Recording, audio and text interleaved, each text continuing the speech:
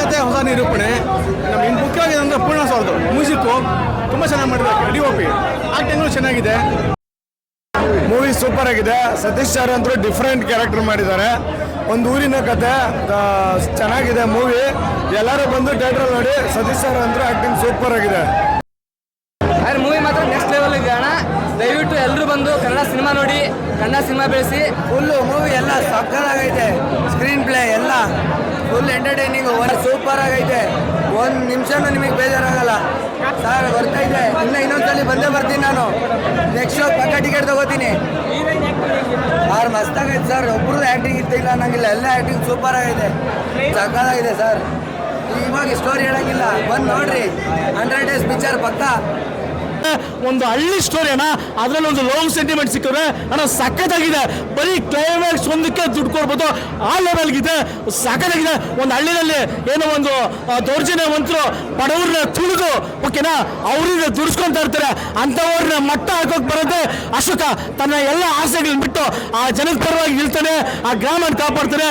That is Ashoka. Rise up Ashoka. Okay, ತೋರಿಸಿದಾರ, present ಮಾಡ್ಯಾರ. Real ಸ್ಟೋರಿನೇ ಇದೆ. ರಿಯಲ್ ಸ್ಟೋರಿ ತುಂಬ ಚೆನ್ನಾಗಿರ್ತದೆ. ರೇಜ್ ಆಗುತ್ತಾ, ತುಂಬ ಚೆನ್ನಾಗಿ ಹಿಟ್ ಆಗುತ್ತಾ. ಒಂದು ಸಲ 5 ಸಲ ಕೂತ್ ನೋಡಿದ್ರು ಬೇಜಾರಾಗಲ್ಲ, ಅಷ್ಟು ಒಳ್ಳೆ ಮೂವಿ ಇದೆ.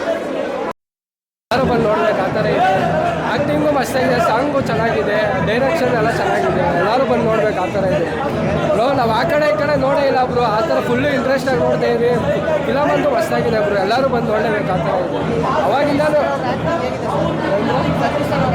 ಆ್ಯಕ್ಟಿಂಗ್ ಬಗ್ಗೆ ಮಾತಾಡೋಂಗೆ ಇಲ್ಲ ಬ್ರೋ. ಆ್ಯಕ್ಟಿಂಗ್ ಅಂತೂ ಮಸ್ತಾಗಿದೆ.